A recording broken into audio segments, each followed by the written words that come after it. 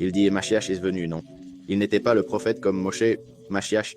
Ce sont deux personnes différentes, l'une est le premier, Mashiach, l'autre est le dernier, le prophète comme Moshe. Comme dit Yahweh, je suis le premier et je serai moi-même avec les derniers. C'est pourquoi Yahweh a dit à Moshe, j'enverrai un prophète comme toi parmi tes frères. Au milieu, il serait avec eux. Quand Yahweh Hanan, Jean le Baptiste, dans le premier chapitre du livre de Jean, nous voyons qu'on lui demande s'il est le Messie, s'il est Élie ou s'il est le prophète. Alors là, nous voyons que les Yahushua comprenaient qu'il devait venir trois personnes, pas deux, trois. Le Messie, Élie et le prophète comme Moshe. Yahushua dit qu'il est le Messie. Yahushua révèle que Jean le Baptiste est Eliyahu, connu sous le nom d'Eliyahu. Et donc, il reste à accomplir le prophète comme Moshe. C'est pourquoi dans Malachie 4, Yahweh dit « Souvenez-vous de la loi de Moshe, je vous envoie Eliyahu avant le grand jour, car les deux témoins seraient le prophète comme Moshe et le Yahweh. » Deuxième Mashiach, il a été désigné comme prophète et on lui a donné une doctrine, à enseigner. Évidemment, Yahushua est prophète, mais il n'est pas le prophète comme Moshe, ce n'est pas de lui que parle la prophétie.